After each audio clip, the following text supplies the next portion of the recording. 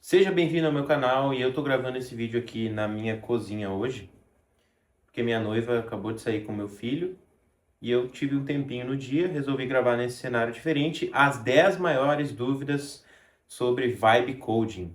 Resolvi trazer aqui para vocês e já começando em um formato mais descontraído, deixa o like, se inscreve no canal e bora pro vídeo que hoje eu vou tirar as dúvidas principais aqui de quem está iniciando. E eu também tinha muito essas dúvidas antes de começar no Vibe Coding, então vamos lá. Então vamos lá, primeira pergunta. O que é Vibe Coding na prática? O que significa Vibe Coding? É você criar aplicativos utilizando IA.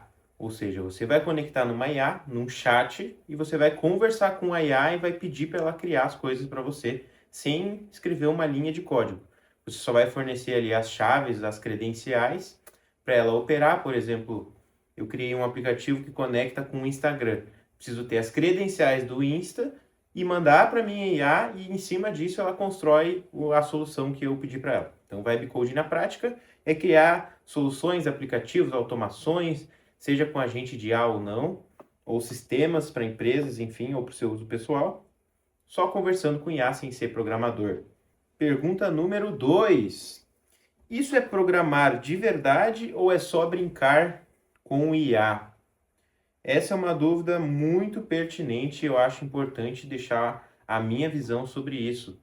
Eu faço tudo no Vibe Coding, valido ideias, vendo para empresas, mas eu sei que o Vibe Coding também não é a solução para tudo. Ele serve para criar coisas rápido, fazer MVPs, colocar em produção um sistema, sim, dá para colocar em produção, mas caso você avance para um número muito grande de usuários, ou seja, uma empresa tamanho enterprise, que é empresas, por exemplo, que têm políticas a serem seguidas, políticas mais rígidas e tal, o Vibe Coding não vai solucionar 100% do seu caso, mas dá para fazer muita coisa legal e depois você acha aí um programador que realmente entenda o código para dar aquela revisada boa para você, mas você consegue fazer soluções assim, ó, que dá para vender, dá para ganhar dinheiro mesmo usando IA. Então não é só uma brincadeira com IA, tá? Os aplicativos eles funcionam e cada vez está melhor. Então daqui 1, 2 meses pode sair um modelo novo que vai aposentar de verdade os programadores, por exemplo, tá? Mas mais importante é você saber a arquitetura do sistema. Então tem que entender disso porque daí você direciona a IA e aí sim você vai muito longe.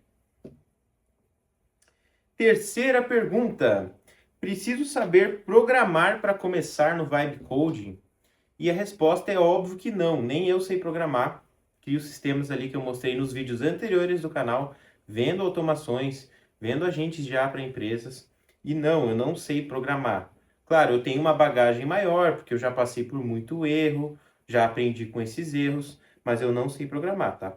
O que eu sei é identificar o problema, pedir para a IA resolver e validar se foi resolvido mesmo. Então é uma questão de tentativa e erro. Claro, você pode se aprofundar depois, como assim, como eu já faço, né? Lendo algum livro, eu gosto de me aprofundar nos conhecimentos, assistir videoaulas, cursos, algum curso, você pode fazer também, mas para começar não precisa de nada disso, tá? Eu comecei com a cara e a coragem e cheguei onde cheguei aqui. Qual a diferença entre Vibe Coding e usar o Chat GPT? Vamos lá. As inteligências artificiais que você conversa para gerar imagens, para pedir legendas, para pedir aconselhamentos, são modelos de chat, tá?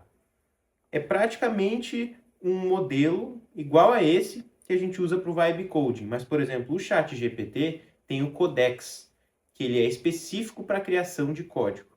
E o Cloud tem o Cloud Code, que é específico para a criação de código. Então é como se fosse ali uma variação do modelo que é específico para escrever o código, tá? E é onde as empresas de IA realmente estão faturando mais é com os desenvolvedores que usam IA, mais do que o usuário do dia a dia que só pede um textinho, pede para formatar o texto, para escrever um texto, enfim, ou para gerar uma imagem, enfim, tem vários campos da IA e essa é a diferença básica. Um é específico para código do que o chat GPT normal, que você usa ali para conversar, pede uma foto, pede um texto ali, tá? Dá para fazer vibe coding em português? Essa é uma dúvida boba, porque realmente dá. Você pode falar tudo em português e a IA vai entender como se fosse em inglês, tá? O nativo da IA é inglês, mas ela entende português e fala em português normal. E se eu não entender o código que a IA gerou? Esse é um medo que eu entendo que você tenha, mas até hoje eu não entendo o código que a IA gerou. Ela gera o código, eu faço testes, peço aprimoramentos, mas eu não entendo de fato o que ela gerou, ok? Então, não tem nenhum problema você não entender o que ela gerou. O que acontece quando dá erro e eu não sei consertar? Essa é uma pergunta bem específica. Você pode recorrer a algumas coisas, né? Primeiro, um programador, que vai ser caro, ou você tem que ter um amigo que vai dar uma olhada no código para você e depois talvez cobre um valor também mais camarada, mas você vai ter que recorrer a um profissional. Ou você pode pegar o erro e pedir para a IA corrigir. Para mim funciona todas as vezes, ok? É seguro o Vibe Coding? Posso colocar dados de clientes ali dentro? Você tem que sempre ter um banco de dados que seja confiável, tá, pessoal? E cuidar com os dados que você vai armazenar. A IA hoje em dia ela está tão avançada que ela já sabe armazenar os dados da senha em hash. Ela não armazena a senha, obviamente, que nem eu já vi pessoas fazendo a senha no banco de dados normal ali, sem estar hasheada, que é transformado em código. É a senha original mesmo, guardada. Hoje em dia, praticamente, a IA não faz mais esses erros bobos aí que você vê nas redes sociais, os caras falando, vai ser hackeado e tal. E aí é seguro sim, só você aplicar as políticas de segurança que funcionam ali e não ter nenhum problema com isso. Claro que você tem que seguir também LGPD, essas coisas do Brasil, independente de ser vibe coding ou criado do zero, tá? Então, isso você vai ter que seguir normalmente sempre. A IA vai tornar programador obsoleto? Na minha visão, sim, e já está acontecendo com muitos programadores. Principalmente os que não são tão avançados, tá? Se tem um cara que é muito avançado, ele usa IA também para fazer os aplicativos, eles usam. Só que ele vai entender o que a IA está fazendo. Ou ele vai criar um agente para revisar o código da própria IA. Um agente de IA para revisar o próprio código da IA e ele só vai ficar nas decisões importantes de arquitetura. Então, nesse sentido, realmente programação, como nós conhecemos hoje, está mudando um pouco. Dá para cobrar do cliente por algo que a IA fez? Com certeza dá para cobrar do cliente. Afinal, você entrega uma solução, não importa se foi feita com IA, se foi feita com papel e caneta, se foi esculpida à mão.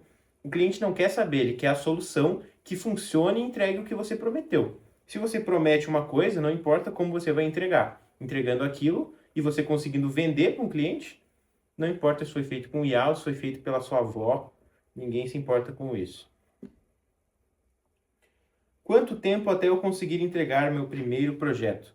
Depende muito da complexidade desse projeto, tá? Eu recomendo sempre você pegar uma funcionalidade, uma só, que é a principal, e focar nela. Então, se você for pegar um mega aplicativo e você vai querer entregar 300 integrações e coisas em tempo real, enfim, envolvendo muitas frentes, isso obviamente não vai dar certo. Nem se fosse um programador levaria anos para entregar. Então, nesse caso, você consegue entregar rápido, em até 7 a 15 dias, um projeto com uma funcionalidade. Isso eu estou sendo conservador, tá? Se você ficar ali igual um cracudo no computador, com o Cloud Fable, você vai conseguir entregar em poucos dias, tá? Que tipo de coisa dá para vender com Vibe Coding? São infinitas, tá, pessoal? Automações, você pode vender automações de atendimento para o seu cliente, automações de vendas do site, como recuperação de carrinhos, upsell, cross-sell, a questão de gerenciar campanhas com IA, você pode vender o serviço e dentro da sua empresa você gerenciar com IA, você ser o decisor, né, e depois apresentar relatórios, obviamente. Dá para vender muita coisa. Coisas que eu já vendi com IA. Agentes de atendimento, automações de WhatsApp, automações de Instagram, aplicativo simples de CRM comercial. Já fiz um CRM sob medida para o cliente. E coisas que eu crio para utilização própria mesmo, criação de carrosséis, enfim, gerador de conteúdo, na base do que eu acho pertinente. Então dá para vender muita coisa. A questão é você ver uma necessidade e atender a necessidade, tá? Então, como você vai entregar, se é com IA, sem IA? Só parei para dar uma olhadinha aqui no meu jantar que eu estou terminando. Qual é o maior erro de quem começa no Vibe Coding?